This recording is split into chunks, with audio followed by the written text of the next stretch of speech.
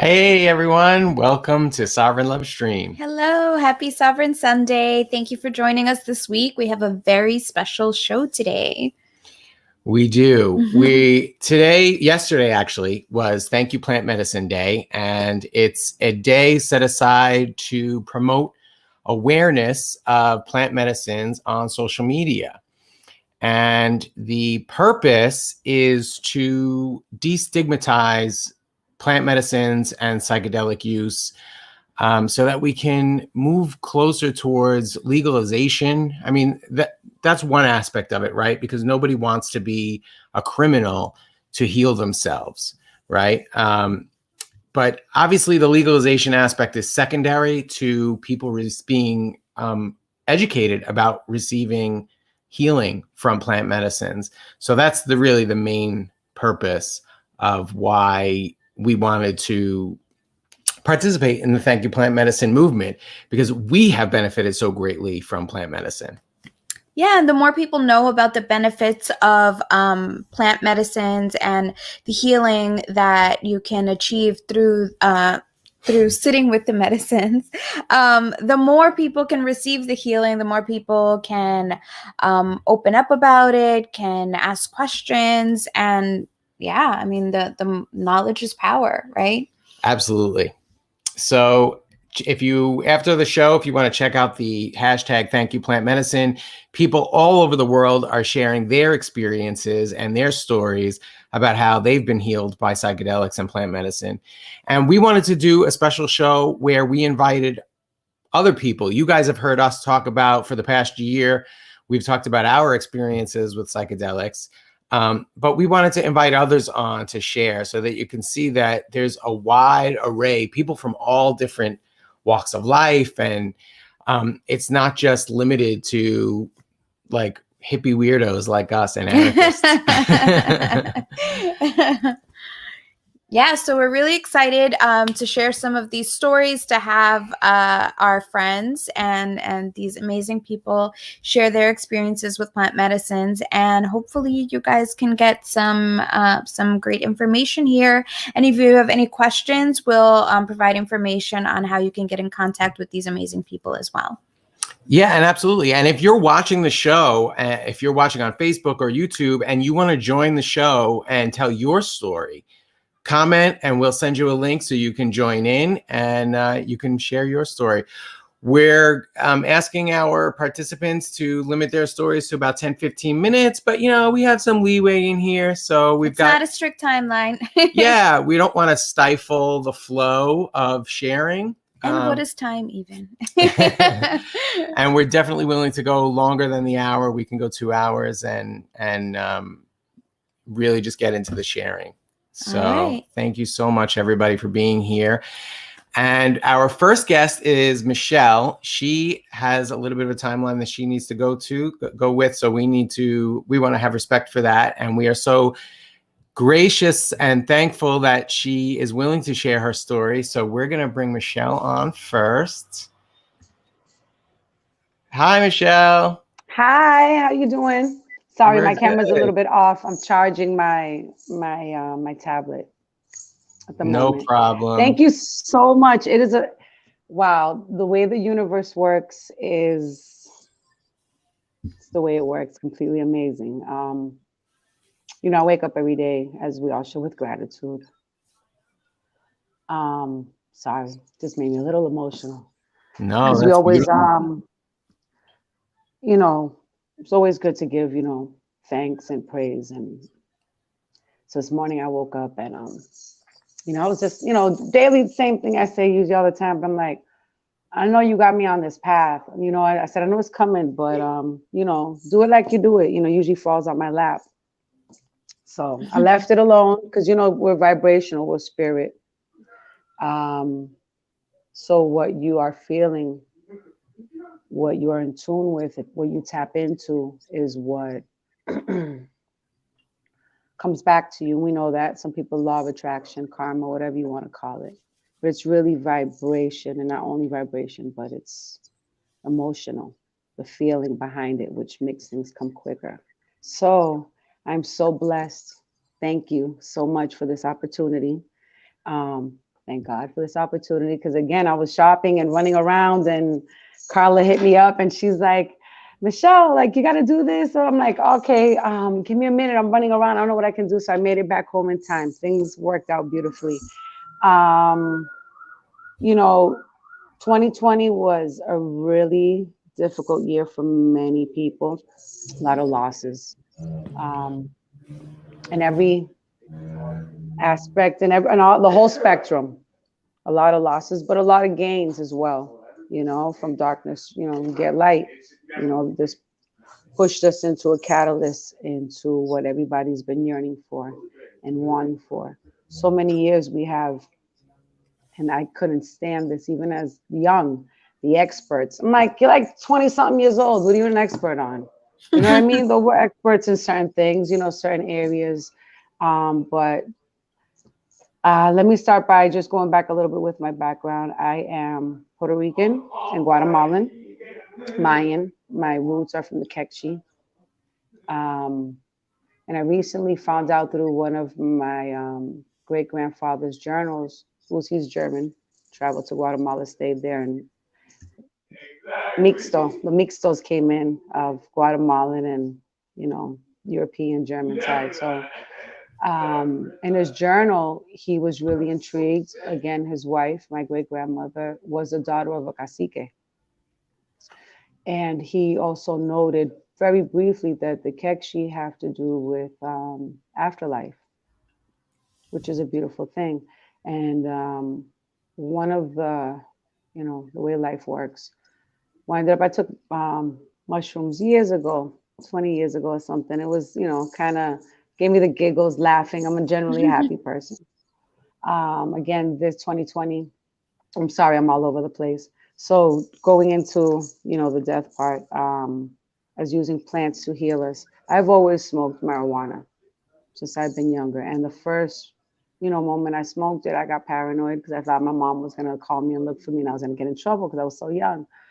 But then I found it is medicinal. It's very healing. And I, being, a teenager, young, whenever I would smoke once in a while, like I really would, I'm not religious, but I would become spiritual. It's a plant. It's from the earth. It's for a reason. We have it for a reason to slow down. And because this world is moving so fast that sometimes we can't see everything that's going on, all these subliminal things right before our eyes, and you have to slow down sometimes to see. So I would have some spiritual experiences. I've even, the first time I almost had an out of body experience, but it was just me, my breath. And I didn't realize that I was actually meditating because I was just so relaxed. Fast forward now, older, I did the shrooms, giggly, nothing big, just laughing, whatever. But this year, past Laughter year, can be healing. 2020, huh? Laughter can be Laughing healing. is healing. It is healing. It's extremely healing. It is. It's extremely healing. So, but it was, I was young. I was probably like 20, 22 years old or something. My father passed away at the beginning of the year. My beloved passed away in May. A very, very close friend of mine, who's like a second mom to my daughter, passed away September, right before my birthday. Then in November, one of my best friends, also a neighbor, he passed away. Wow. But it's okay. It's our birthright to pass on to our next cycle, to our whatever you want to call it, your next lifetime, heaven. Energy never dies. To me, it never dies. So we just finish our journey here and continue. Mm-hmm. But my son was, doing the shrooms. He did the 30-day mushroom thing, and his father passed away, and he said he was going to take a shower. His story was he was going to take a shower, and he said for a moment he was going to feel like he almost had this sense of great loss or sadness, of course, mourning. But he said something. He was on the shrooms. He said something. His spirit spoke to him and snapped him out of it like that, and said, "No, no, no, no, no. That's not what you're going to do. This is not it. This is not it." It made him understand that was his path and his journey. He's gone on. great moments and times. Now this is your journey and your path. There's no time to be sad and stay stuck in a mourning place, because there's nothing to mourn. Mhm. Basically, in a nutshell. And he came to me, he's like, you're about to have the most wonderful journey now. Because I love him and I'm so attached. I was so attached to him and I still am. But as a human being, I hurt for him. Mhm. Um, as a human, hurting here in this, and a lot of times people go into other substances, sometimes to get high, to elevate, to connect. But that connection also is a disconnect for a lot of people from their traumas that they have in this life. But again, if we explore more of the world, well, let me say North America, the northern part of Americas, was to actually be more aware and open and awake and know people have been taking shrooms forever. So this is where I go back to being Mayan. Mhm. The Mayans make tea out of the magic mushrooms. It has two elements, the psilocybin and psilocin. From Sorry if I'm wrong, which has you have the hallucinogenic effect. But what they do, they begin their children at a very young age, maybe 5 or 6 years old, in a tea, but very small doses. It's not They're not getting their children high or anything, because they revere Mother Earth so much. We provide really nothing to her other than we need to give her praises, to our Creator, because Mother Earth provides our water, that provides our food, that provides our air that we breathe. So, the beautiful thing, and why they start doing this connection young with their children, they give them the teas, they go outside into Mother Nature to Mhm. go play with the spirits and to connect with the earth. So now you can respect her and take care of her as she should be taken care of. It. I think that is one of the most beautifulest things that we can do, because we also, our biochemistry, we are very similar, if not the same, as these mushrooms. And once people get rid of the stigmas of, oh, it's to get high and you're tripping, and yeah, you could do anything that you do can get you like that. You could drink too much alcohol and actually Mhm. die for, alcohol poisoning on your first time drinking. You know what I'm saying? So Yeah. this is something that can really be controlled. Small doses. There are people, teachers, naturally, they're not just teachers, people like you and I, who have lived this and have experienced it, and it as a way of life. And it needs to become a way of life. And I think once people maybe can become in tune that way of plants being healers, it can heal us to become and understand, like my son did and I did. I've done shrooms as well. Um, that I understand the beautiful components and elements of life, the funny elements of life, how Mhm. everything is an illusion. Everything's an illusion, and it's all how you look at it, you know. But if we can get rid of the stigma and enlighten everyone into the wonderful world of mushrooms, because what heals us? If you're sick, what do you take? Penicillin, right? An Mhm. antibiotic. What's that made from? What's it made from? Plants. Mushrooms. Mush- yeah. Ongo is made from Mhm. the shrooms. It's made from ongo, fungus. And we have the same biochemistry, and see how it heals us and we become one. So I think when you're taking the shrooms, it's the oneness of Mhm. yourself and the oneness with the earth as well. Because again, we start seeing other things in a different light and say, damn, this is what it is. It's not really about me. Well, it is about you. It's about every single one of us, but every single one of us, these little dots or stars or aspects, is the whole collaboration.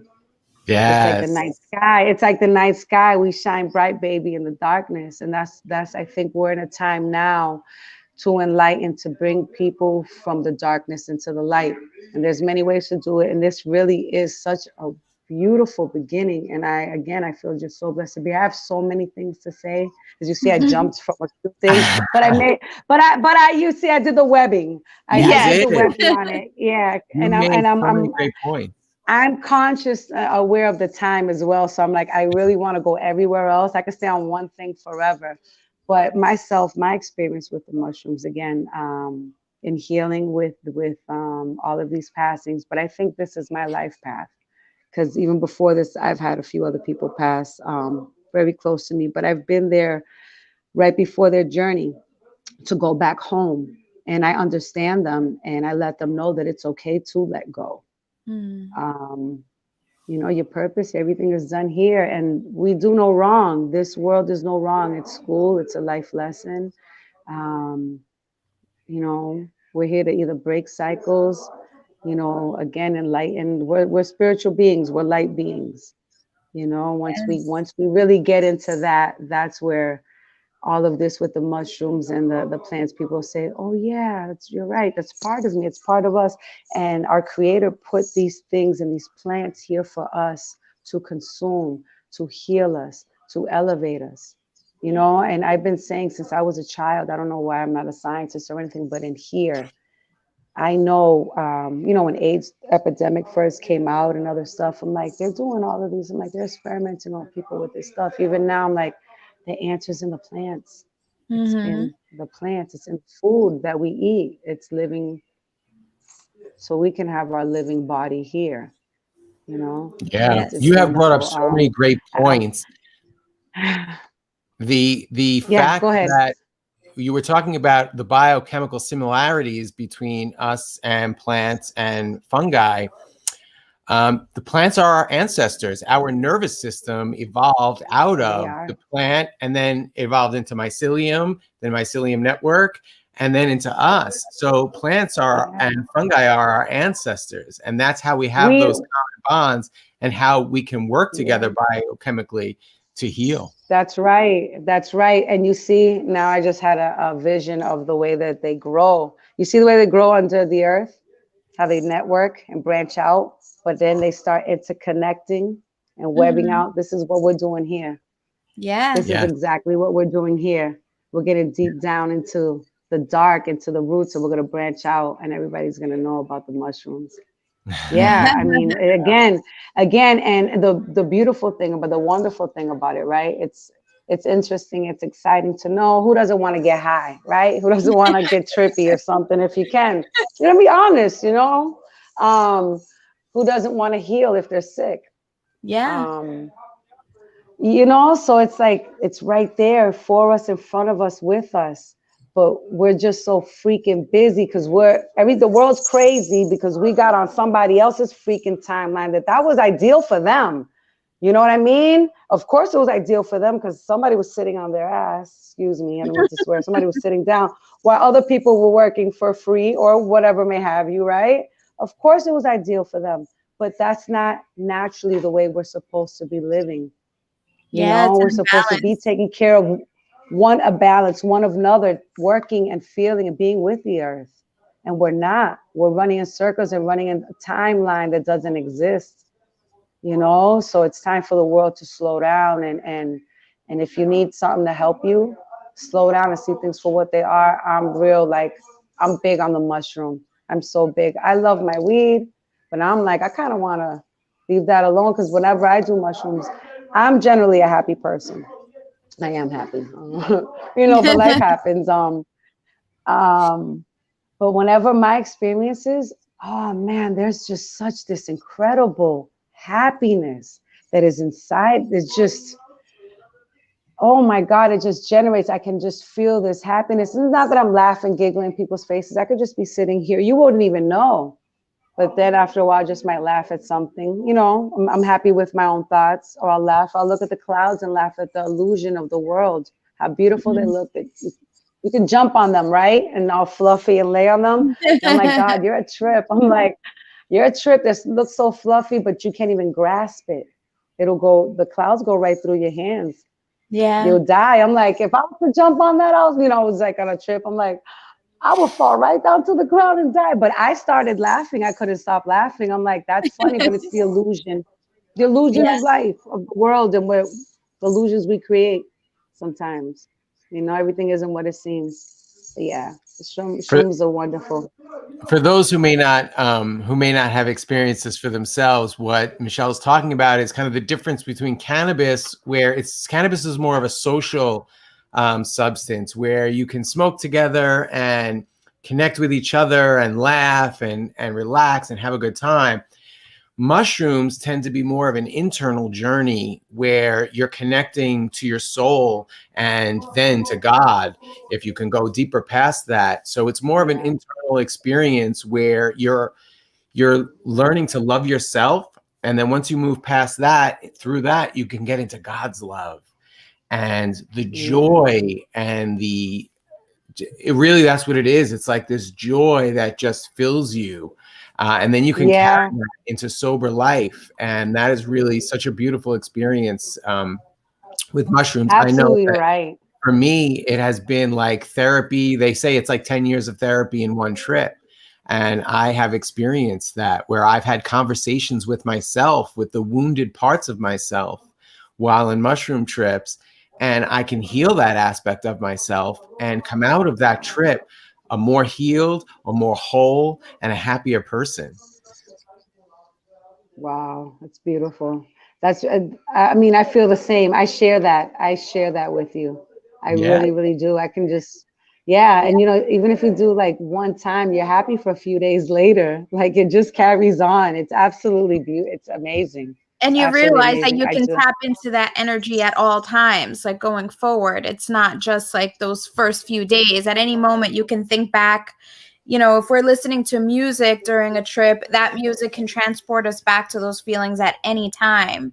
And so it's not even Yeah. necessary to be with the medicines at all times. Mm-hmm. Yeah, that's right. Absolutely right. Absolutely right. It does carry, it's very beneficial, has wonderful properties, long lasting properties and benefits. And the research is really showing that they're doing trials with depression and PTSD, and they're showing that one mushroom trip is curing people for long term with depression. It's helping reset their endocrine system and balance their hormones and do all these magical, it's not magical, it's science, but it It's not almost magical, but you know, sorry to cut you off, but it's like, you know, you both said it's your oneness, your connection with God, and you know, you that love, that everlasting love, you feel it within, and you carry that with you. And you know, I am this. This is who I Yeah. am, and that feeling is wonderful. Oh, Yeah, it's a blessing. It is a blessing. absolutely. Everything here is for us to enjoy. You know, we just have to. People just have to stop going by what someone else said. You know, their experience. It's like going to, you know, just example. It's like, say you was going to, somebody went to Jamaica and they had sorry, Jamaica, I love Jamaica, but let me say Puerto Rico because I'm Puerto Rican. You know, say they go to Puerto Rico and they had a horrible experience, but the next person went, two of your best friends, and then the next best friend goes, and they're like, oh my God, it was the time of my life. And, you know, so you can never go by It's all anyone about else's. perspective. Yeah, it is Yeah. definitely, definitely. And I think one of the great messages that plant medicines bring is that you can change your perspective just like that. You can have an experience, and all of a sudden, the world goes from dark to light, from hell Yep, to it's the poof. Garden of Eden. And Yeah, it's just it a is. matter of It's just a your tap perspective in. and how you look at it. It's a snap of your finger. It really is. It's like you just snap out of it. Basically, you do. You just snap right out of that. Like, what was I really? I was just so long in this. And you Yeah. see that all of those nonsenses are just nonsense. Yeah. Yeah. It's not really. It's not worth it. It's not worth at least holding a negative energy, which winds up making us sick. You know, it really does, and it's horrible. And when I don't you're want in to that talk about. I was going to space, go into it, but I'm not. when you're in that space of all of eternity, those little examples, those little situations feel like just a blip. Like in all of the vastness that exists, this is just a tiny thing. What am I going to Just be? a tiny Why speck. am I going to be so upset about this tiny little speck in all of eternity? You didn't wash Exactly. It's the like a grain of dishes. sand. That's why. Oh my gosh. You know how many times I got upset not washing dishes? I'm a mom. I have 3 children. They're adults now. The youngest is 14, 25, 21, and 14, all turning their ages this year. And a bunch of other children that I'm their mom, the universal mom. I'm an unofficial foster mom for many years, but I love them. These are my kids, you know, universe. They're grown up now, you know, they're in their 20s now. We're still family. Shoot, I got lost in my love for these kids. I'm sorry. No, Um, it's fine. Thank you so much for sharing. We really appreciate you coming on and I sharing. appreciate you. Like, I wish I would have had something not written down, but it's better to be raw and authentic. It's Yeah, And perfect. perfect. it's absolutely beautiful. And again, I am so blessed. And I thank you guys so much. I would love to come on again. Maybe we'll talk about other things. Maybe I'll be a little bit more set Sure. in what I Yeah, can say. absolutely. Again, I'm all over the place, but I'm No, on it's one. beautiful. But we have I'm other like people that God. want to share, so we want to bring them on as well. I'm like, Thank you I'm so much. omnipresent. Thank you. All right. Be Thank blessed and have a beautiful Sunday. Thank you. you Thank too. you. All right. That was great. You could just feel her gratitude Yeah. for the medicines.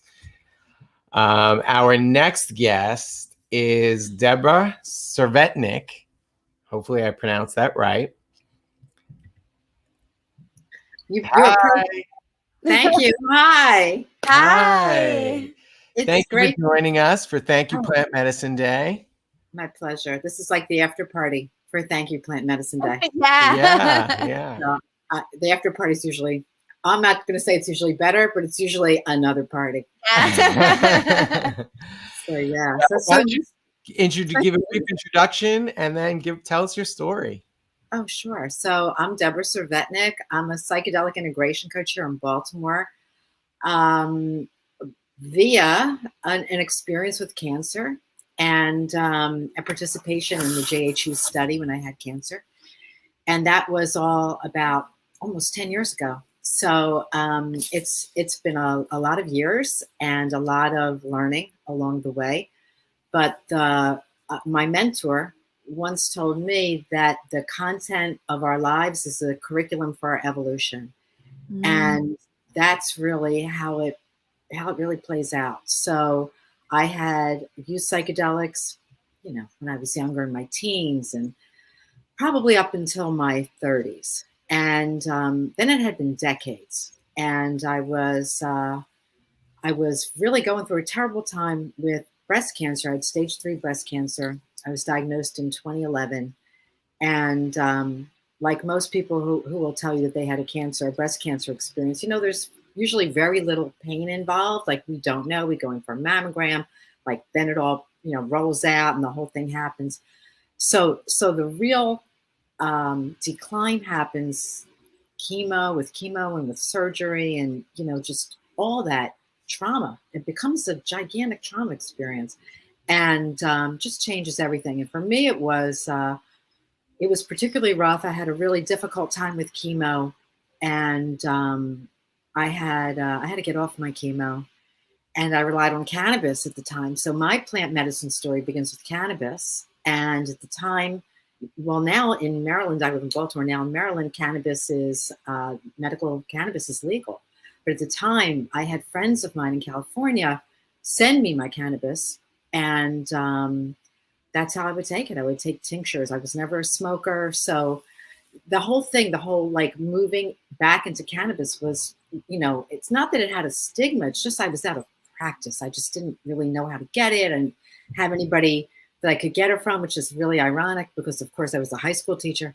So, so that was really kind of like, really? And the same thing with psilocybin. So when I heard about this study at Hopkins, initially I asked my husband if he wanted to participate because they had a study also for meditators, and my husband's a longtime meditator. So I asked him, did you want to participate in this? And I ripped the thing out. I think it was in the city paper. And months had gone by after that. He didn't qualify for it for just like some reason. He didn't qualify, so he didn't participate. And as I got sicker, I went into my office and there was this piece of paper I ripped out about cancer and depression. And I was thinking, gosh, am I depressed enough? Like, I'm pretty depressed. So I called him up and I thought, how depressed do I have to be? And then I thought to myself, well, how much do I need to tell them about my psychedelic experiences? Like, I don't want to seem like I'm a drug-seeking person. Are they going to choose me? I had all of this stuff going on in my head about this. So I called him up and came in to do the study, and the study takes hours and hours of questions. And I was so sick at the time. It took me hours and hours. I could barely hold a pencil at the time. My chemo had affected me. I had neuropathy, and I could barely walk. I was just a wreck. So I got to Hopkins. It took hours. I did those surveys. And then I never contacted them again. I never followed through. And like a year later, they called me up and said, well, you know, you've done all this stuff, because there's also a physical exam that goes with it. And I passed all those things. And they said, well, are you going to do this? And I thought to myself, well, I'm going to die anyway. I better just do it. So I was like, yeah, okay. I mean, that's really how I went into it. Wow. So I was really just a mess. And I remember at the time I had done ayahuasca when I was 30 years old. So this is more than 30 years ago.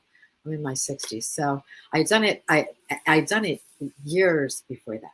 And I didn't even know how to spell ayahuasca. And I was like, I didn't know anyone else that had ever done ayahuasca. This is like 2012. So I was also kind of afraid to tell them I did ayahuasca. But I told them, and I got accepted. And then it was time to go to the study. And the first, they had 2 doses. It was, because of course it's a study. So the first time I didn't get a large enough dose to really trip. It was very disappointing. There's no words to describe how disappointed I was. But of course, I was really depressed. But knowing what I know about Joe Dispenza all these years later, and the placebo effect and all these other things, I'm willing to go for. And what else I've learned as a coach, because now I'm a coach, and I've learned so much about how powerful our thinking is, that I have a lot of those blanks filled in, which is, we have to get in that believing to begin with. Otherwise, it's a real slow crawl. And so I did a real slow crawl. So I participated, and then I did a real slow crawl. And I remember when I heard about the default network and how psilocybin shut down the default network, the first thing I thought about was my teacher, my mentor, Mary Marcy, had told me that, this default thinking is the reason for why all of us are in this suffering mode, because, pain is inevitable, but suffering's optional. So when I could really appreciate that, I thought to myself, wow, this is really like the default, just like, this is just years of programming and how I've been taught to think, like all the problems are outside me. And this is really about me getting with myself. So when, it wasn't easy. But what I discovered along the way was how much more powerful it is to know that we're in charge. And there's a lot of things we will never be able to control, but what we always must control is how we see those things in our lives. And that was powerful, powerful learning. So now what I do is I coach people who are about to have an experience. I teach them how to prepare for that in a way where for 10 weeks we set up, what it is that you really want from your life. We create a vision, because without a vision, you can't have anything. And all this imagery really matters, because most of us, if you really ask anybody who's going through a tough time, most of the time people are just replaying this lousy movie that they've been running for years. And I'm not saying it didn't happen to them. And I'm not saying it's not real and a problem. I'm saying it's a movie and they keep replaying it. It's just the same story.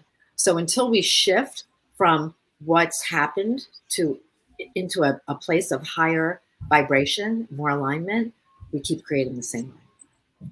So that's what I learned. Absolutely. That's beautiful. And that's such a life-shifting perspective.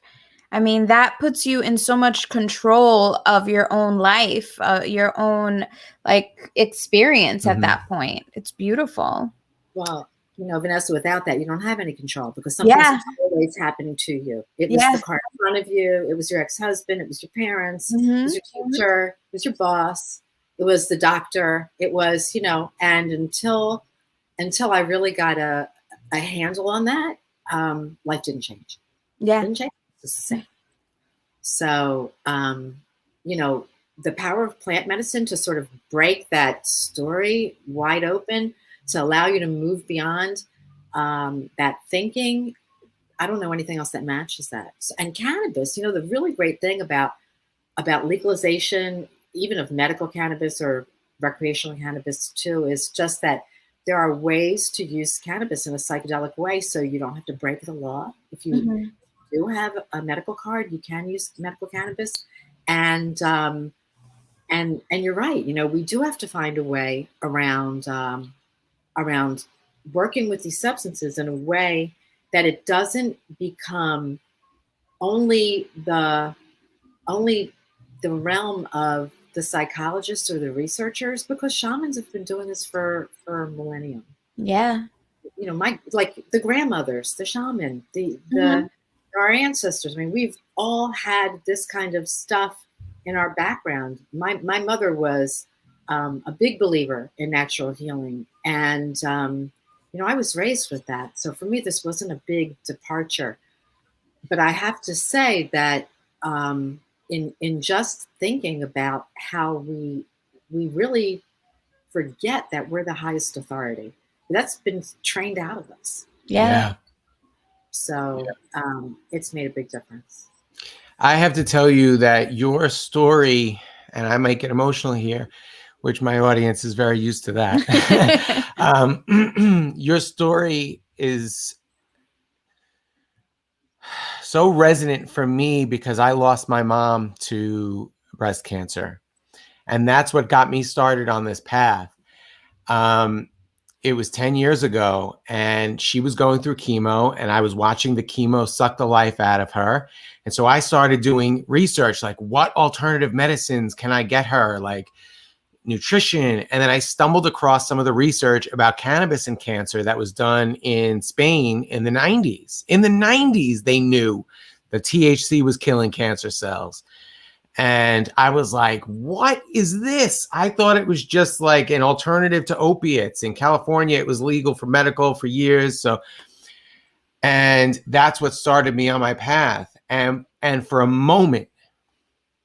just a moment, while you were telling your story, I was thinking my mom could have had that story if she had been willing. She was a born again Christian, so she wanted nothing to do with marijuana. It was the devil's weed to her. And for a moment, I was like, oh, Mom, you could have had that beautiful healing story and overcome your cancer and all that. And you know what? It was just for a moment, because that wasn't her path. And if it wasn't for her passing, we wouldn't be having this conversation. I wouldn't be on this path. I wouldn't be promoting psychedelic use and bringing education to others and helping others heal. We did a ceremony last night with somebody to help them heal past some of their traumas.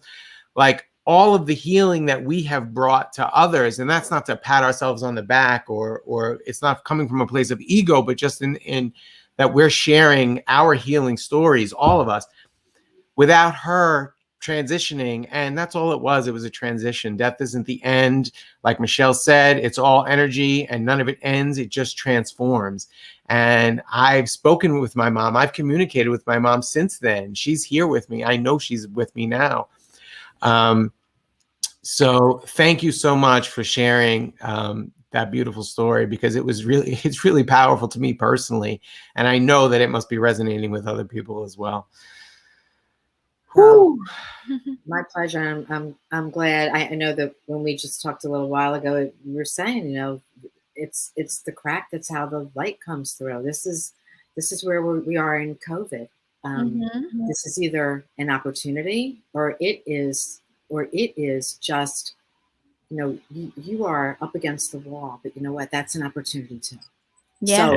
So in everything, there's it's like they've said, there's a seed of opportunity in every adversity. In which adversity? In how many adversities? In every. All of them. Yeah. So yeah, so it really is. There really is a way to look at this, where there is a way to grow, and there is a way to heal. And I'm happy that cannabis is available to people who are going through these things, and I'm happy that psilocybin is available too. And I know that we are still in contact with our ancestors. My mom guided me all through my chemo. I could hear her talking to me. When I was using my chemo, I started to hear dead people all the time. Wow. And that was really transformational. Oh yeah. And she talked to me all the time. I would just lay there after chemo. My cat would lie on my stomach, and I could feel it like moving through my body when I would get home. And my husband would lie next to me, and I'd just be looking at the ceiling. I'd see all the spirits all on the ceiling, and I'd think to myself, you know, I would just think, you know, I know there's something else here. Like, I know there's something more here. And mushrooms have that infinite intelligence. So does cannabis. So it's a great way for us to get in touch with infinite intelligence, because we've lost that. I mean, we have. You know, that's another thing about COVID. How many of us really got to look at the tree that's just right outside the window and look at everything about the tree, or look at our bushes, or even anything, but like the things that grow right where we are. So I know that that's really changed me a lot. I know before COVID, I was always thought of myself as a city person, and I live across from a school and next to a school, and it's been really quiet here. So usually it's just got tons of cars and traffic. And I said to my husband, you know, when school opens, we're going to move.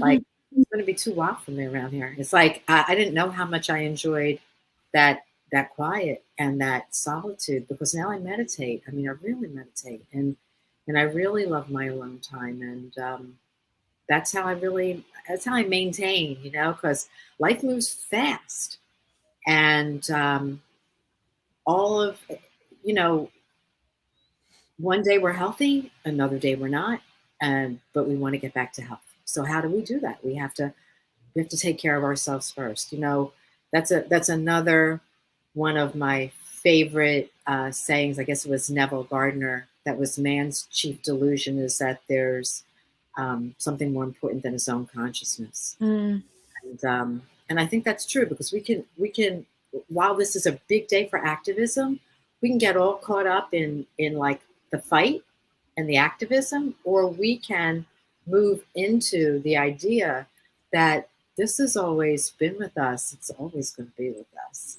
And that how we think about everything really matters. That's what allows us to live a life of expansion, or that's what keeps us in a life of contraction. And where most of us are is in a life of contraction, because, you know, that's what we're used to. We forgot. Yeah. That's what I actually really love about the Thank You Plant Medicine movement, because it's a very positive. It's not fighting for legalization. It's just sharing consciousness. And as we share, the consciousness rises, and the legal system just will make itself irrelevant. It will fall away. As more and more people come to appreciate plant medicines, the laws will change. It's already happening. We're watching it happen all over the country. They're legalizing mushrooms and peyote and all of these other different psychedelic substances, because the awareness is shifting and people are so much more appreciative of these things. In such a short time, too. And, you know, I know I saw you two on TV. I watched the Today Show when you were on. And I know I was so happy. I was thrilled to see that, because I thought to myself, this is how we change minds. You know, this is how people really become aware that they don't have to live a life that feels stuck. And that they don't have to live last year's life next year. You know, just like this year. Like, it can change. So, but, you know, I got a mentor, and it's really kind of funny, because I answered some survey. It was so great. I let me go find this, because it was so good. It was a question. I actually saved this because it was so perfectly meaningful to me. The question was, what do you do to get motivated? And it was a poll. And the choices were, you know, read motivational quotes, listen to inspirational music or speakers, treat myself when I accomplish my goals, pray, compare myself to a role model, or seek a mentor. And seek a mentor was the lowest answer. But this is what I learned without my mentor. Like, I already knew this stuff. I was around in the 70s and the 80s. I have all those self-help books.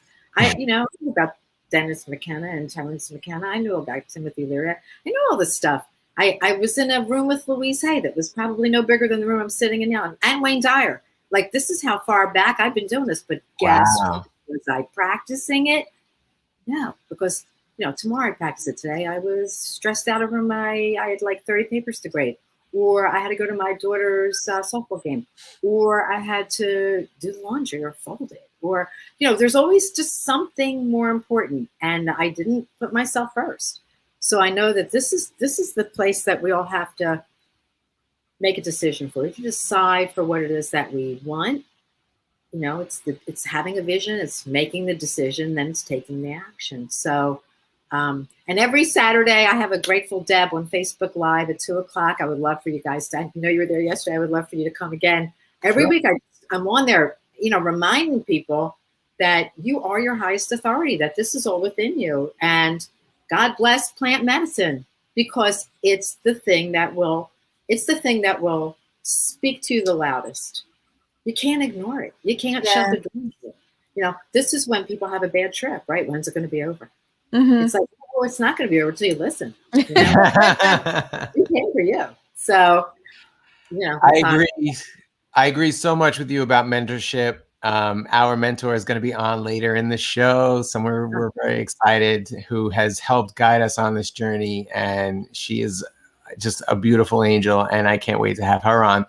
Thank you so much, Deb. We really appreciate you being here. I'd love to see you again. If you're ever involved. Yeah, we'd love to have you back on as well to talk about more about psychedelic integration and coaching. That I think that would be a great show as well. So thank you so much. Thank you.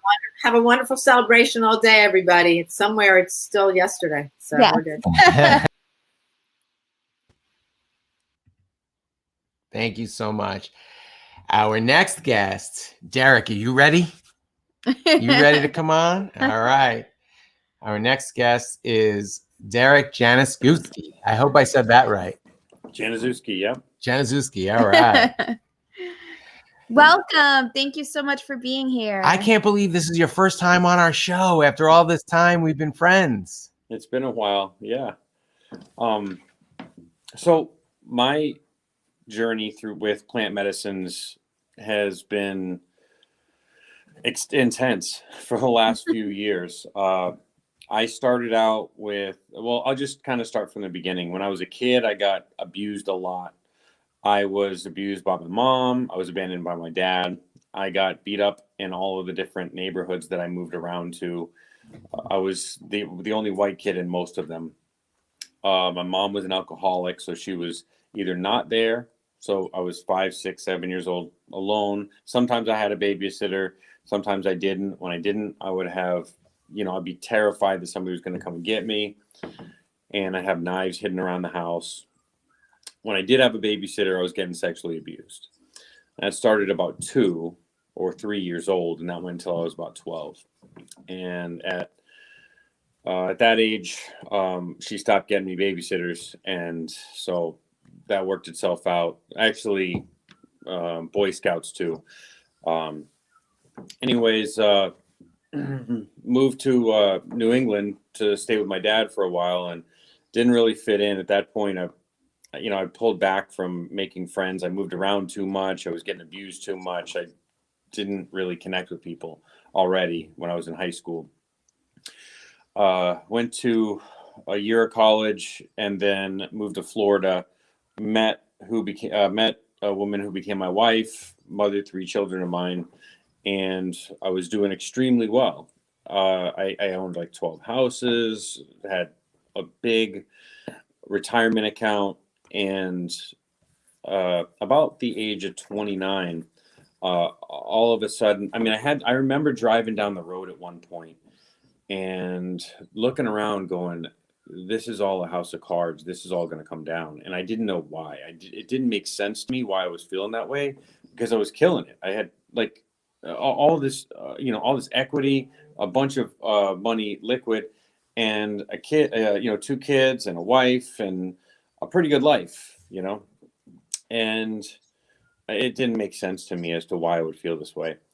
So around the age of 29, I became obsessive compulsive, or it started to display more.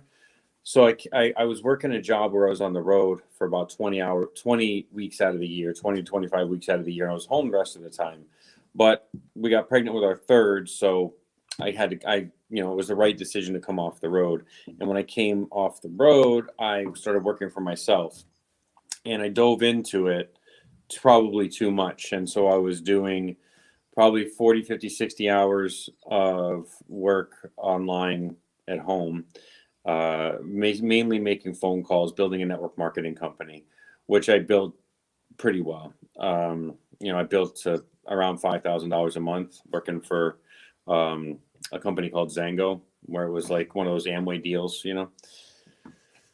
But I was also playing poker online to make up the difference between what I was making before until I made the money. So I was playing 8 tables at a time, plus I was making phone calls, and that probably ate up another 20 hours a week. So now I'm into 80 hours a week. And then I was playing live poker and running poker games and also playing video games. So I was absolutely consumed. I completely disconnected from my entire family. Just absolutely obsessive compulsive about poker, about work. That was it, you know. And so of course my relationship started to dissolve. She's a heavy drinker and always has been. And so she decided to start going out, making some friends. Then she just totally disconnected from the marriage as well. We ended up splitting, and it was a uncomfortable split until I went over to, you know, so I moved into a place, and you know, one of my friends called up and said, "How you doing?" I said, "I'm doing terrible."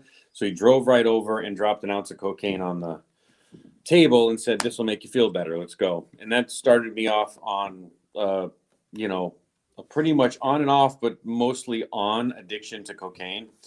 You know, I was smoking it, shooting it, snorting it, however I could get it into my system. Cocaine was my god for a long time.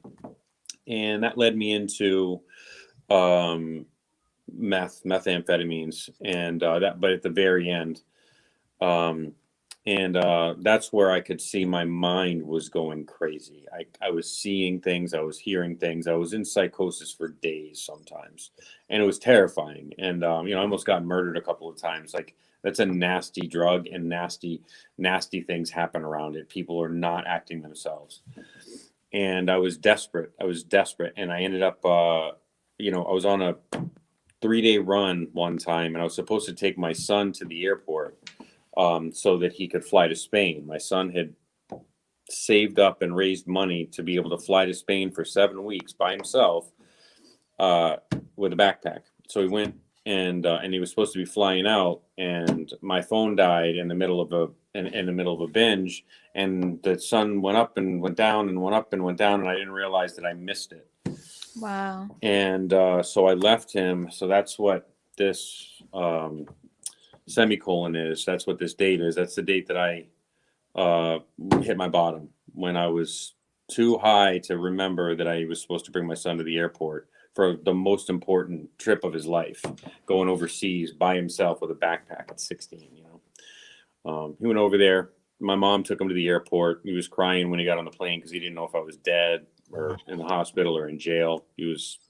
I talked to him when he got to Ireland, because I had come out of my, you know, stupor at that point. You know, I swore I'd find or make a way. And so for an entire year, I had already been in and out of AA for a couple of years at this point. So I really buckled down. I really tried.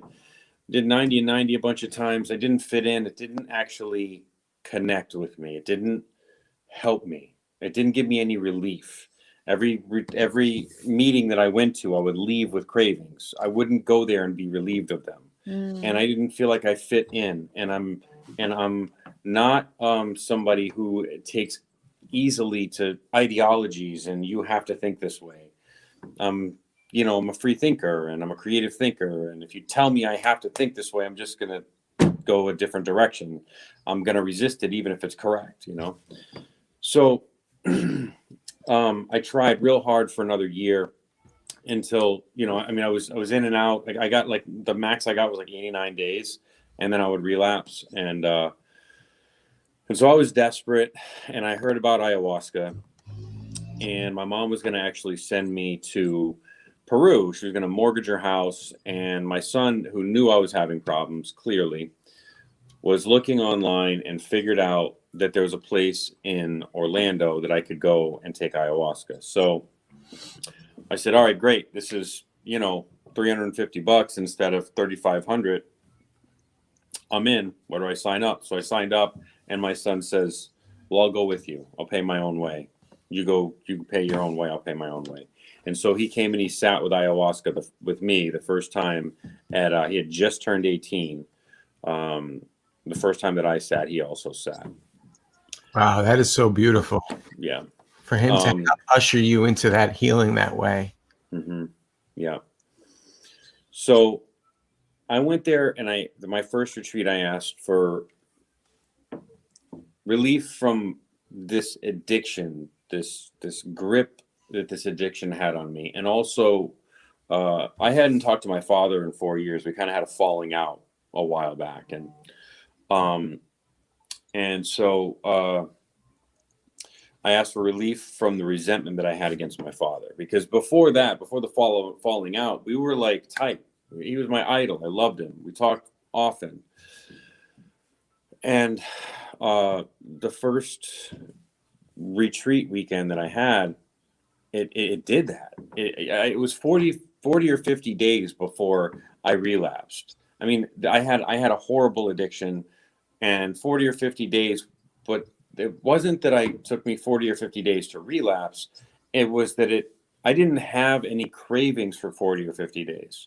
It wasn't a thought that to get, it was ridiculous to get high, until eventually some of the balance in my brain of the chemicals wore off a little bit. The world snapped back. Then I was holding on, with white knuckles, but then I went back. And this one was a terrifying one.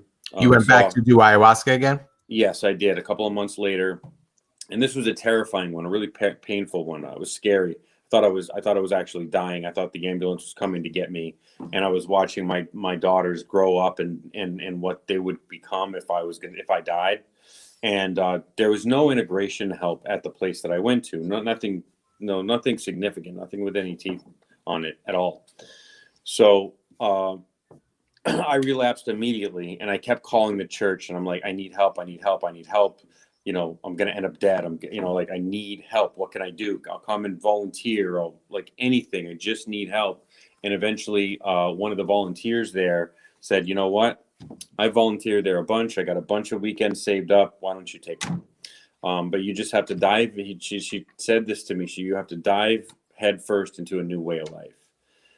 And so I promised her that I would. Not an addict promise, like a real promise. I really wanted to change, And addicts will promise you anything. So I sat, and it gave me relief. And then I just kept going back every weekend to volunteer after that. And I just kept showing up and kept showing up. And I started showing up earlier and staying later, and showing up even earlier and staying even later. And I got to a point where they said, you're here so much, we should just start paying you.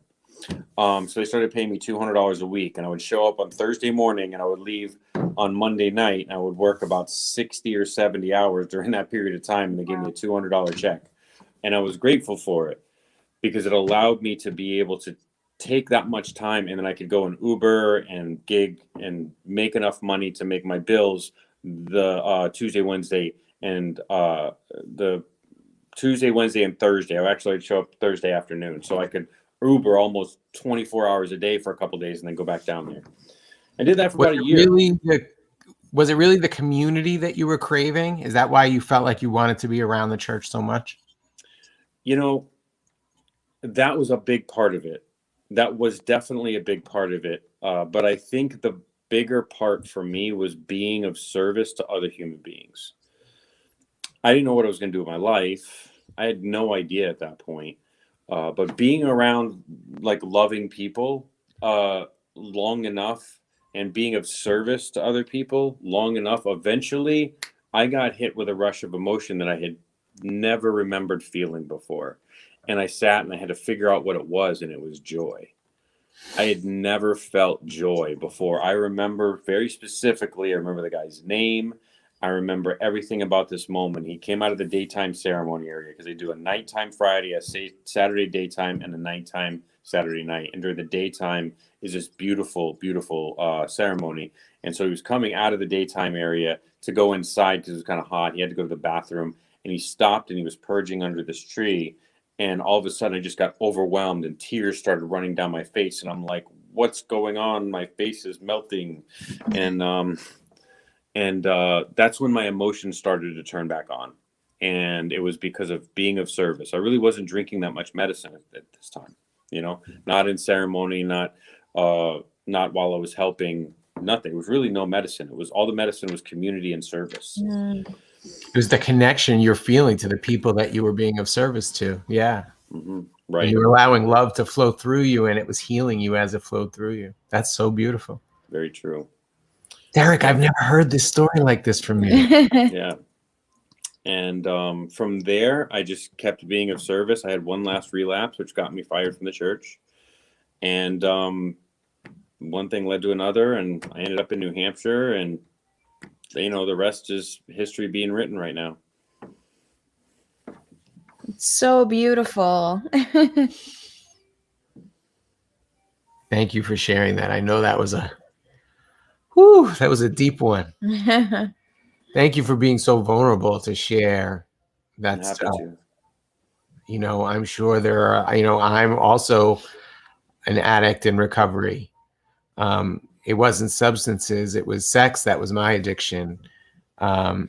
So I understand a lot of those things that you said in reference to the addiction, you know, the promises that we make, that addicts make, as opposed to the commitments we make when we're healed and whole. So that was really beautiful and resonated with me a lot. I really appreciate that aspect. So thank you for sharing that. Thanks for allowing me here. Yeah. Whew.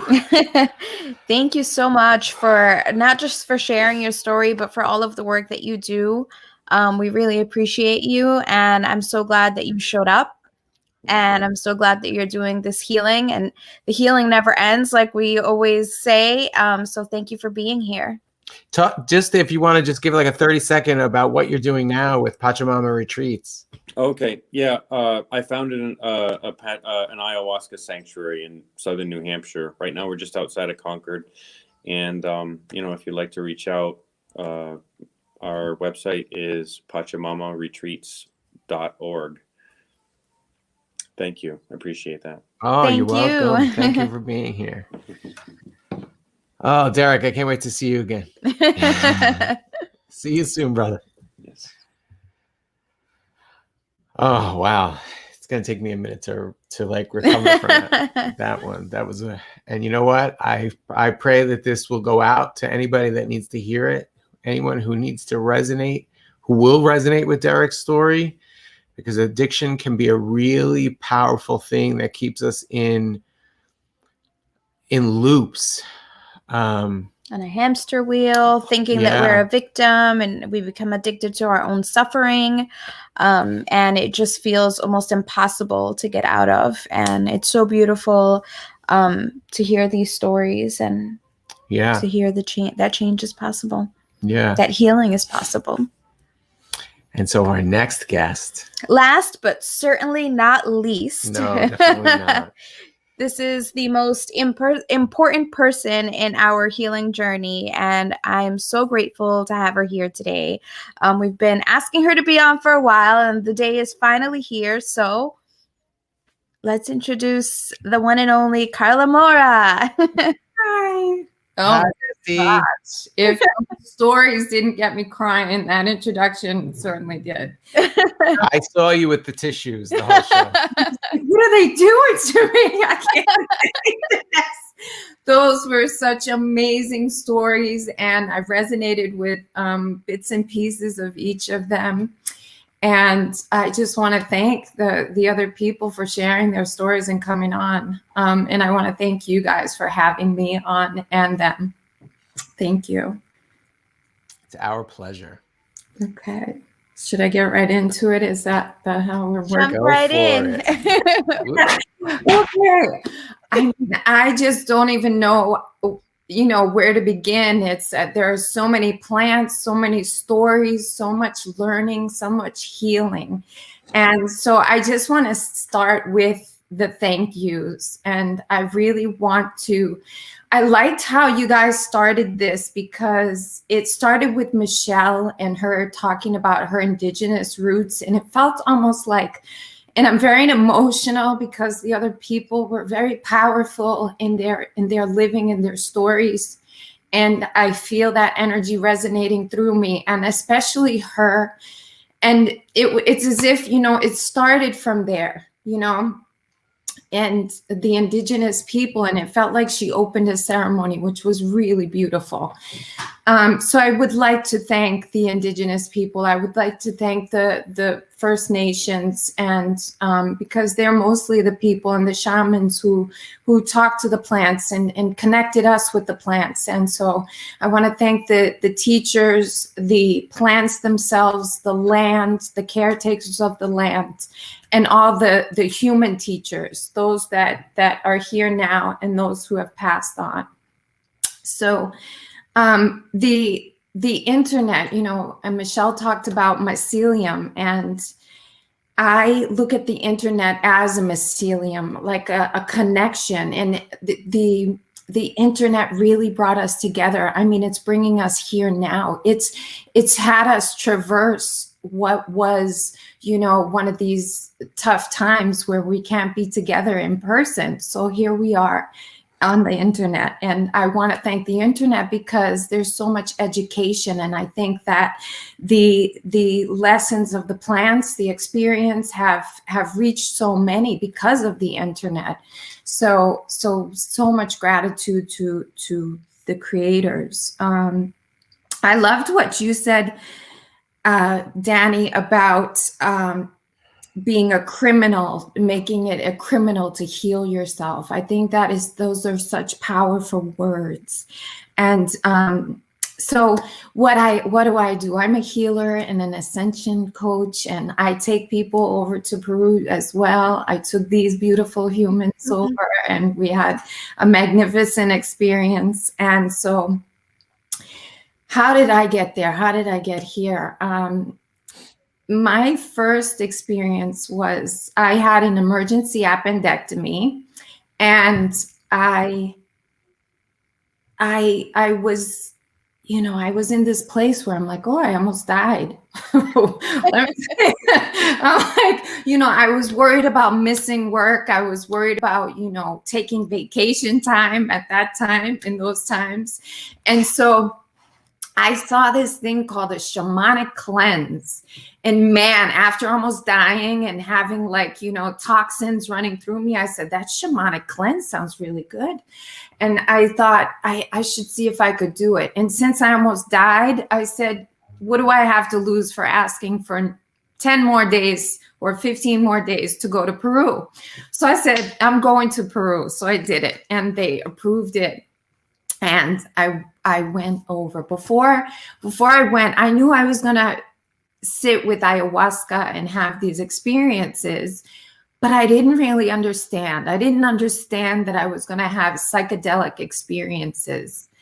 And my then beloved tried to show me documentaries, and I was like, I don't want to watch that. I don't understand it. Can we watch that Beatles documentary? So we were watching Beatles documentaries before I went to Peru. I didn't want to prepare. I didn't know what was going on.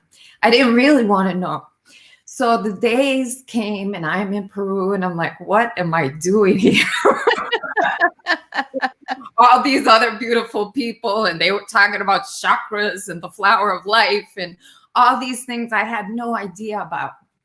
And I said, you know, growing up in Boston, and I'm just like, what am I doing here? So I just went with it. And there was a day that came that the first psychedelic experience, we sat with Papa Wachuma and San Pedro, and he taught me about perfection that day. And all day long, I was in a hammock, and I was looking at the ceiling, and I was crying and laughing and going about my day.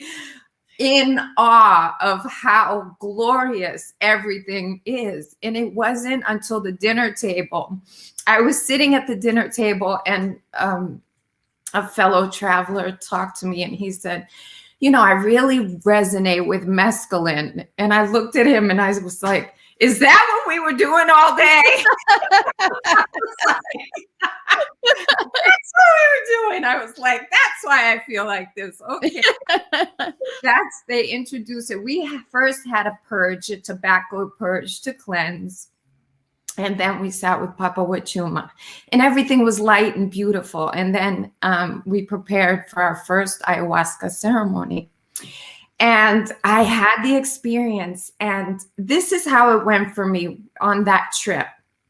I had a light Wachuma ceremony, a light ayahuasca ceremony. I had a very, people would call a dark Wachuma ceremony and a dark ayahuasca ceremony. Now, Mama Ayahuasca told me, this trip isn't for you. It's not for you. And I said, well, what? Oh, okay, whatever. I was there for something. So I just surrendered. And so the day came, and I sat with the medicine, and everyone said, you know, the connection with God, or what you said so eloquently, Danny, was, you know, your connection with self.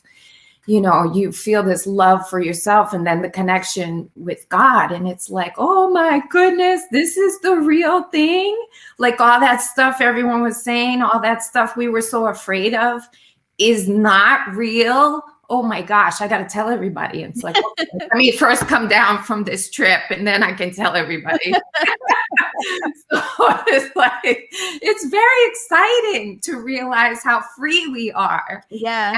So and that we are pure love. And so that was the gist of it. So I was coming down, and two profound things were going on, or happened for me. There was a helper there, and he was getting people water. And when I came out of my ayahuasca ceremony for the first time, it was like a tour for heaven, because I went on the other side, what I feel like the other side was. And I was connected to nothing but love. And I said, oh my God, this is, oh, wow. And so when I came back, I said to him, it's funny because I have these spirit guides, right? And I was in the ayahuasca ceremony, and I was, when I was in surgery for that emergency appendectomy, I came out and I told my beloved at the time, oh, I guided myself through that like a champ. I did this, I did that. I was great in surgery. I went through it with flying colors. I was calm. Every time I got upset, I told myself, calm down, it's okay, breathe, close your eyes, do these things. So when I was in the ayahuasca ceremony, a spirit came to me and it said, you think you guided yourself, but you didn't. It was me. And so then that same spirit took me on the guide with Mother Ayahuasca and the other side. So when I came out of that, I had a grand appreciation for everything, people, trees, the ground, everything. I wouldn't leave my spot, and I was giggling and happy like a child. The first thing I saw was a man giving me water. And like I came out, and he saw that I needed more water, and he filled my cup. And that was like a holy moment there. And I looked at him and in his eyes, and I said, thank you. And he could feel the gratitude. And it was for a glass of water. And I had the appreciation for this life, for this life-giving thing, and him being so kind. And he looked at me and realized what I was going through. And he said, no, thank you, because he got to see somebody reborn to seeing what life really is. And it was beautiful. And the next thing that happened was I talked to the shaman. She came around, and you guys know her, Selva. And she sat in front of me, and she said, okay, how you doing? She saged me, she, checking on me. And I said, lady, I said, you guys did a great job. I said, oh my gosh, I came here. I didn't know what the heck I was doing here. I'm writing on little papers why I came here or this and that, trying to think of things. And I looked at her and I said, you guys did such a great job. I had a great trip. I got it. I said, I came here to learn. And she looked at me and she said, yes, exactly. And she said, welcome to the family. And I said, it was awesome. So that was part of it. And then, so when I was thinking about like what I would share today and what was the biggest thing, because I mean, so many plants, and I have so many plants to thank, like Wachuma, the ayahuasca, cybacillin, cannabis, salvia divinorum, and rapé, and so many of them. There are so many that help us and heal us, and I'm so grateful. And to go on with what I said to Salva was, you know, I'm here to learn. And that's what I step up to the plans for. The teachings are just so mind-blowing and gorgeous and loving. Some are like, you know, this grandfather energy that's going to, hey, come on, let's, with wisdom and sternness. And then you have the plant ayahuasca, and she's stern and she's like, come on, let's go. She's not playing around. Well, I've been thanked by Mother Ayahuasca before. Yeah, I'm sure you have. So yes. And so these different energies, and so they're all teaching, right? And I just want to say that at this moment in time, my spirit guide said, no more plant medicine for you, because there are people who say, oh, these drug heads, they're going off, they're doing these drugs, and oh, they're just, you know, using it as I just want to say that a year and a half, I have not had or sat with any plant medicine. And I still have these, I dream and I see you guys being beautiful, and I see, you know, anything, my dogs, the trees, and I'm like, oh my gosh, that felt like an ayahuasca ceremony, because I have these mind-blowing experiences that once I'm connected by those with the plants, that it's not necessary to have the plants because I'm connected. So I have those things many times, you know. My dogs may bark. So They're just barking. They're just saying that they resonate with what you're saying. And I do too. Like, what I love about these plants is that they teach you how to do these things. It's not that you need the substance to experience it. Right. Once you've learned, once you've sat with them and you learn the code, or however you want to describe it, the method or the way, they show you the way to embody that love, or embody that gratitude, or embody that joy.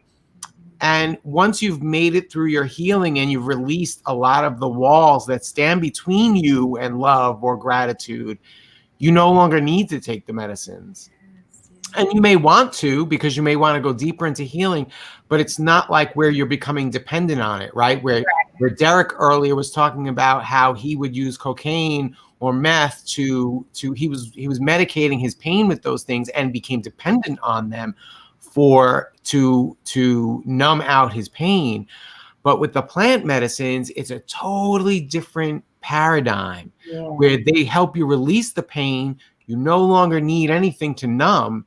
Now it's the opposite. You're more sensitive. Yes. You're more sensitive to the beauty of life, to joy and happiness. You know, I had somebody yesterday talking to me. They are going through a breakup, and he said to me, maybe I'm just being too sensitive. And I said, no, there's no such thing as being too sensitive. If anything, we are so desensitized. And when you said that you were so grateful for that cup of water, that's what I thought of. Like, it helps bring us back to that feeling of gratitude, that even the simplest, smallest little thing is somebody giving us a glass of water becomes such a profound experience of gratitude. Mhm. And that's where these plants help us get to.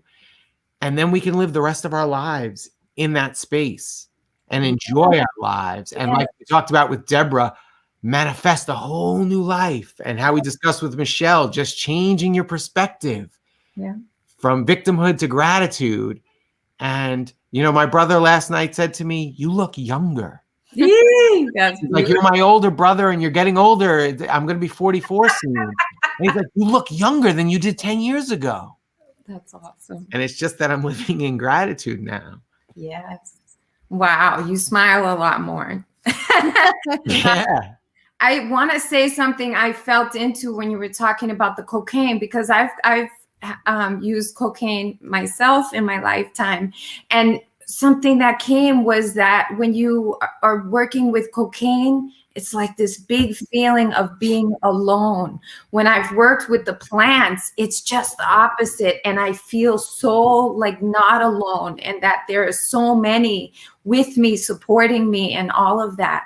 And I'll just get into the thing that came to mind when I wanted to talk today, because I have so many stories of mind-blowing experiences and beauty and the what brought me to the gratitude with the glass of water. And so it was a dark experience with Papa Wachuma. And I was in a place where our facilitators took us out to some hot springs, and we had this magical walk, this hike that we felt like we were in The Sound of Music. And I don't know if you know those, you know, the visualizations of The Sound of Music, but we were like, is this a movie? This can't be real. We're touching it.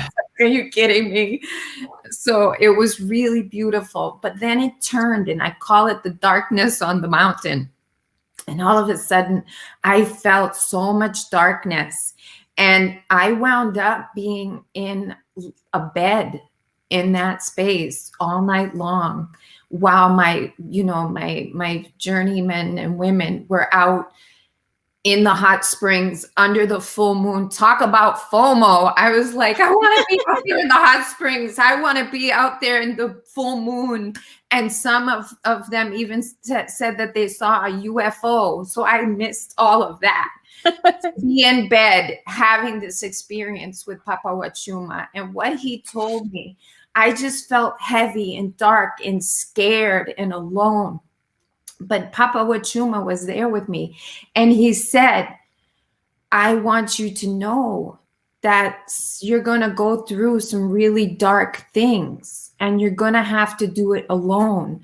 So it was as if he was teaching me how, like you said, how to do. So that was a great lesson. I mean, it was scary. I was laying there like, tomorrow I'm going home. I got to find a way. I'm just going to pack my stuff and go to the airport and just take my chances however I get home. I don't care. I'm out of here. This is scary. And so it was interesting because the similar thing was happening to a guy next door, and he did leave at 4:00 in the morning. He left. But anyway, it took me through that. Now, this is a spoiler alert for anyone who wants to see the movie V for Vendetta. It's a pretty old movie, so I don't feel too badly. What happens is this guy takes this woman who is the heroine of the movie, and he brings her into this dungeon, and he pretends as if he's captured her and imprisoned her. He shaves her head, throws her in a gown, and throws her in solitary, and he treats her like a prisoner for a period of time.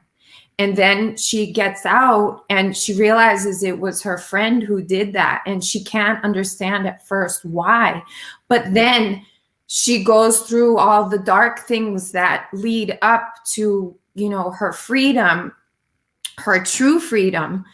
And she realizes what a gift that imprisonment was. And I liken that to Papa Wachuma, like restraining me there in the darkness, looking at the shadows. Because when I came back from Peru, my beloved, my then beloved, came down with cancer, he had cancer, he passed 6 months later.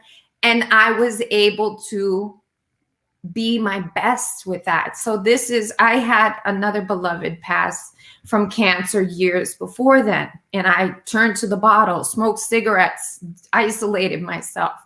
And this after the lessons of the plant medicines for my beloved in 2015-16, I was able to be there for him. And his sister even said, not only did you make it tolerable, you made most of it beautiful. And so I attributed that to the medicines, what Papa Wachuma taught me that night. And I'm able to look at my own dark, or I was able to, and I am able to look at my dark shadow work myself. And it's amazing to me because Vanessa, you mentioned that somebody that you talked to recently didn't know what shadow work was. Same thing happened to me, where somebody said, "What's shadow work?" And I'm like, well, let me tell you. It's something that comes, it's almost natural to us, and it's beautiful. And I remember Vanessa said on one of the shows that, oh, it's fun. And yes. But like Papa Wachuma showed me these dark places, so that, and then next, Mother Ayahuasca showed me, so that I could be prepared. So I wasn't afraid, because I've been through a lot of dark stuff, my own and with Shem and some other things in the past 5 years. So it's been amazing. And so I have that those deep lessons, which then I can share with others. So that's such a gift. So to go through that was a gift, like in the movie. So yeah. Thank you so much. And we are so blessed that you have done all of this amazing work, because that work helped guide us and our work and our path. And we've said this many times, we would not be here if it weren't for your guidance. When we had that chance encounter in the elevator and you were like, Danny Panzella, always so lost, I was like, oh my God, it's the voice of God. Like, we are lost, help. And you were there. It was like an angel came down and was like, yep, these guys are lost. They need a guide. And you showed up. And, like Deborah was talking about earlier, mentorship is so important. And to have somebody there to guide you through this, to help you. And, these plant medicines are a guide. Like you said, they show us the way. They help us remember, because we all know this. We have this inside of us, and they just help lift that veil that we have over our eyes. And like you said, like Danny said, like everybody else here said, once that veil is lifted, you can't go back to not seeing. It's just always there. And life is just so much more beautiful. And yesterday I had this feeling of like, yeah, love is our natural state of being. And all of the traumas and all of the fears and the pain that we experience, it causes us to put up walls. And these beautiful plant medicines, these allies just come in and they're like, come on, let's clean off that little wall. Let's take it down for a little while. And then that's it. Then you can see, and that love just flows right through. And we've told people the medicine can't make you feel anything. What you're feeling is always there. The medicine's just hushing your ego down for a little while so that you can remember. And it's just such a beautiful experience to remember and to hold on to that going forward. So thank you for bringing us on this path. Thank you for doing your work just so meticulously. You're the most meticulous student in the world. And I am so grateful for your example, for the example that you set for me, for the standard that you set for anybody on this path of healing. Thank you so much. I love you.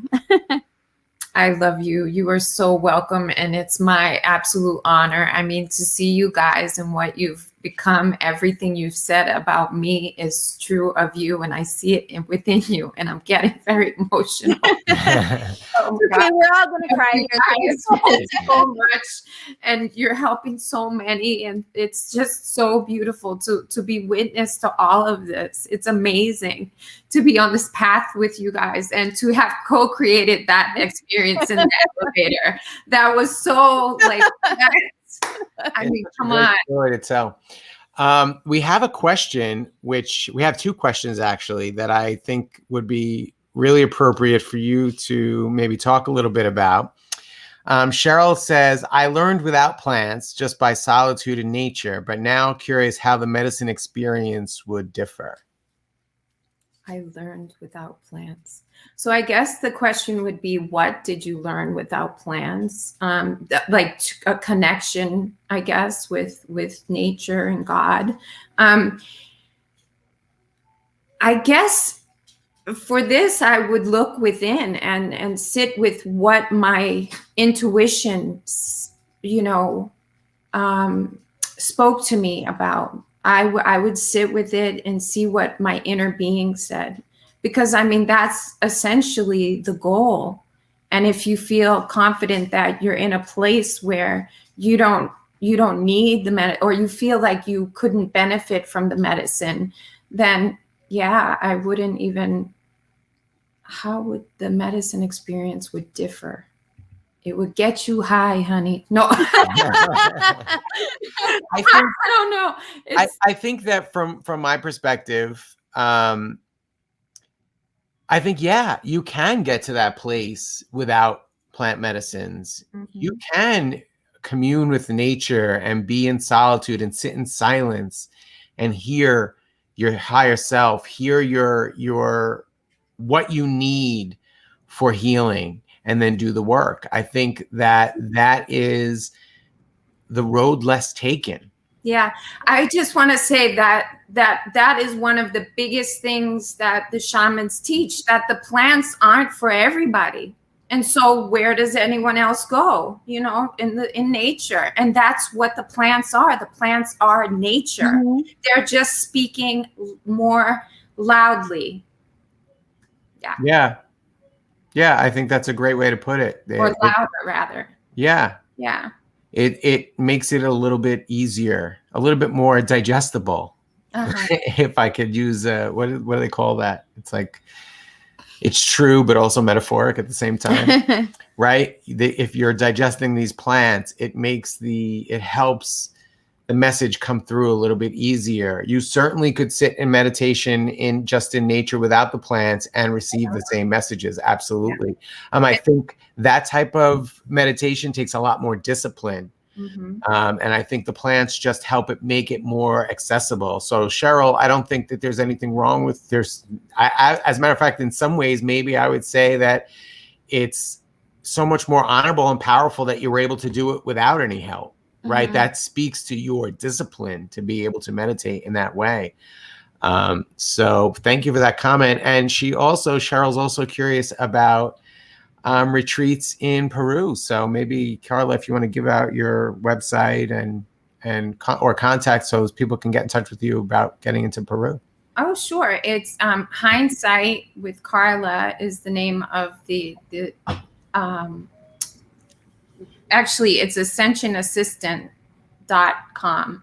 But my email address is hindsightwithcarla@protonmail.com. Yeah. And I can recommend some places for sure. And let me tell you about the experience that Carla creates or co-creates for you. We joked around and called it X-Men School, where we went to learn to harness our superpowers, our X-Men superpowers. But it's really more like a boot camp. And I don't mean that in like Carla's a drill sergeant, because I think you can see from her countenance that she's nothing like a drill sergeant. She's more like a kindergarten teacher. But she's somehow a combination of both. But she takes her students or those she's helping to guide She doesn't treat you like a student. She treats you like an equal. But she takes your healing as seriously as she takes her own healing. And she strives for integrity in everything that she does. And I don't think I have ever met a person, maybe one or two other people I could think of, who have that level of commitment to integrity, where they are so careful, but not in a way that constricts the way, if this makes sense, the way they allow spirit to flow through them, right? She is committed to integrity, but she's not like, what's the word? Like uptight about it, right? Where it might interrupt flow. No, she flows, but also she's constantly checking flow to make sure none of her own ego's getting caught in there, or making sure that it's spirit flowing purely through her. I mean, I don't think I've met very few people with that level of commitment to that. And so just imagine how your healing could benefit from that kind of guidance, the purity of that guidance. And if you knew me before, like I know there's some people, Stephanie, that know me pre-healing. And if you knew who I was 10 years ago and who I am now, that is in no small part due to Carla's commitment to helping others heal. So that in and of itself is a testimony. Mm-hmm. And this is not a paid endorsement. Wow. This is just flowing out of my heart, because that's how powerful and how special you are to me. Thank you. I love you so much, and I'm so proud of you. And like I said in Peru, I gave these. It's a custom for the indigenous people to give a feather for those who have graduated. And I was guided by spirit to get feathers. And there's a whole journey about getting the feathers. How I got the feathers. And it was like, wow, spirit really wants these guys to have feathers. And for people who go to Peru, these bracelets are very common. They're called the wish bracelet. And I adorned each of the feathers, I'm going to cry, with the wish bracelets. And Danny's, I adorned with a wish bracelet that I got from my first experience in Peru. It was given to me in love. And I gave it to him because I said, there are some people who get this stuff right away. There are some people who are very stubborn and they don't. And I used to be so mad because I was the one getting honor roll in school. I was the one who things came easy. And then there were these people who got awards for honorable mention, for best effort. And I felt so moved to give Danny this one as a special one, because he seemed to be a bit stubborn.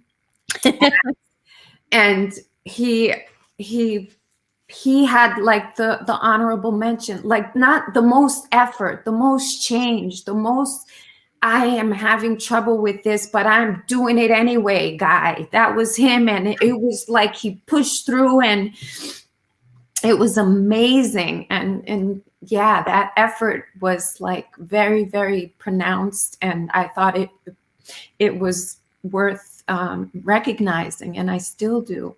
And I love it. And I love you. Thank you. Thank you so much. Thank you for being here. Thank you for sharing your story with us, with everybody that you come into contact with. You know, I've said it before, you walk through the world and you're just like spreading cheer and love. Like, I don't know, like it's just gummy bears. You're like, here you go. And it's so beautiful. And everybody that you come into contact with is truly, truly blessed.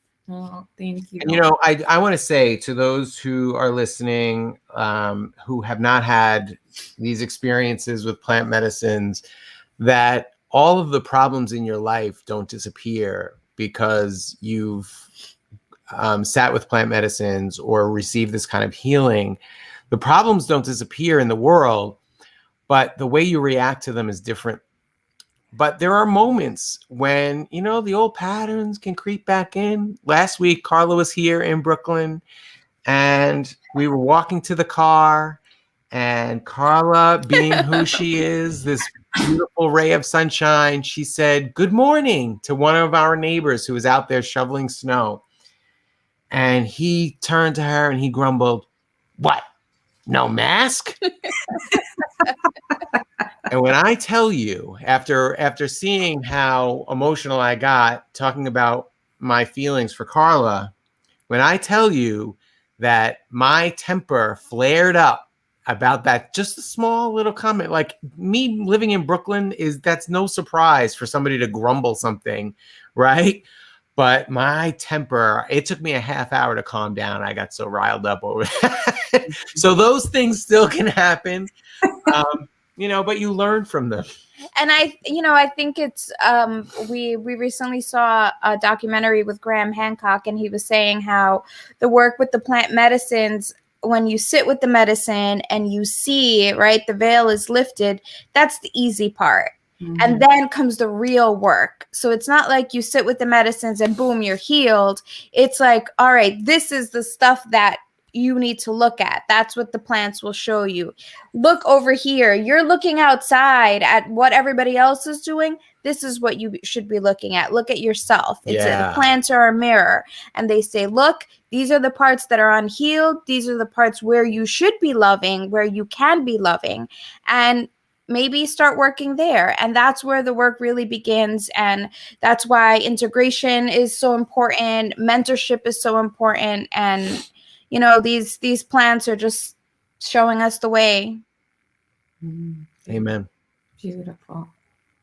Well, thank you so much. We've gone almost 2 hours on this show.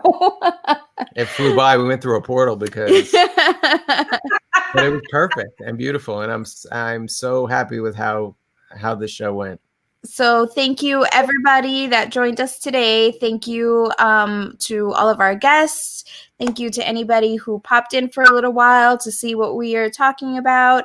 And if anybody has questions, all of our wonderful guests, I'm sure, would be happy to answer any questions. We'll link in the comments where you can find our guests and get in contact if you have any questions, if you want to work with them. And that's it. We're just so grateful. Thank you. Thank you so much for being here. Before everybody goes, though, I do want to talk for a moment about our social media. Give me a moment. We, of course, are on all the big tech platforms, but honestly, we're trying to get away from them because there has been so much censorship going on. I mean, they're getting so brazen. They're like just deleting people and deplatforming people all the time. And so, we're on those big platforms, but we love talking about minds.com, float.app, and Odyssey. Minds and Float are kind of like a Facebook alternative, but with no censorship, and there's no data mining where they're selling your information the way Facebook does. I mean, you realize that's how Facebook makes its money. It takes all your data, it analyzes everything you're doing, everything you post, and then sells it to companies to figure out how they can use that data to sell you something else. You've never noticed that when you talk to your friend about something with your phone in your hand, and then all of a sudden Facebook is showing you ads for that very thing you talked about? Well, that's because it's spying on you. Anyway, Minds and Float do not do that. And Odyssey is a free speech YouTube alternative. So we are going to be moving more heavily into those platforms. So check us out on those platforms. Follow us everywhere. Share. This is a great show to share because it will help spread the message of Thank You Plant Medicine and help other people to recognize that maybe they could find some benefit from using plant medicine. And that's what it's all about. Share the love. Thank you for joining us and spending a couple of hours on a Sunday afternoon. We really appreciate the audience. Thank you for the comments and questions. And we love you. Thank you. Have a great Sovereign Sunday. Happy Sovereign Sunday, everybody. Oh, we're stuck. Thank you, Plant Medicine 2021.